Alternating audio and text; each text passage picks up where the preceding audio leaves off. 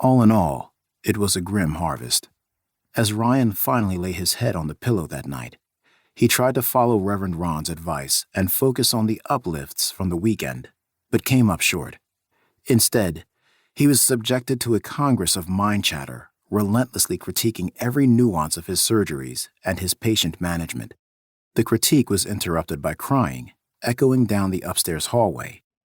His first thought was the girls. He jumped to the floor and tiptoed to their room. Nope. All were nestled in their beds, hopefully dreaming of sugar plum fairies and other happy things. He kissed each one on the forehead and slipped back out into the hallway. The crying reasserted itself, but now seemed to be coming from the backyard. He looked out the window, and his subconscious brain locked onto a hint of movement from the right lower corner of his peripheral vision. Someone, something, was moving among the hydrangea bushes by the barn. He strained to see better. Then there was no need to strain. A woman appeared. It had to be his dark lady. Who else would be out there at this hour, wandering around his backyard all dressed in black?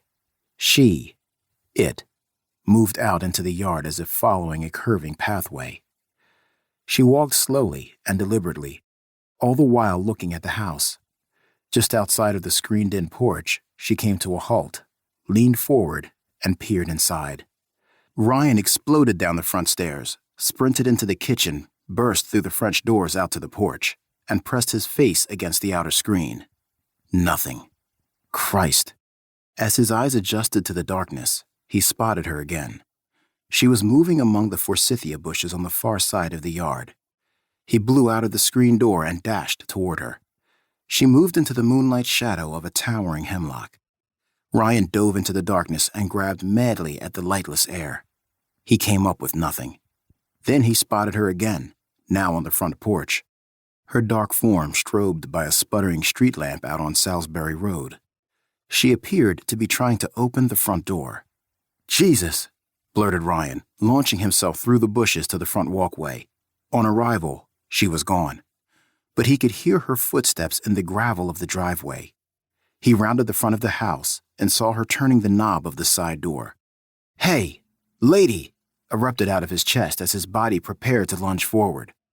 The specter turned and raised an index finger to her veiled face, as if to say, "Shh." Ryan froze. She turned back to the door and again reached for the knob. Christ! He broke through the paralysis and hurled himself in her direction. But now she was up by the barn, opening one of its large doors. He closed the distance in a couple of seconds, but, on arrival, could see her exiting the back door.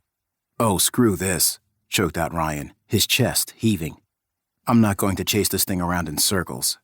He charged back down the driveway and rounded the front, hoping he would catch her coming in the opposite direction. Once he caught up with her, he had no idea what he would do with her. But he had to do something. He wasn't going to tolerate her skulking about the yard or sauntering into the house.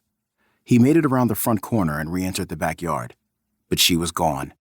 All that was left of her was some muffled sobbing emanating from somewhere, and yet nowhere.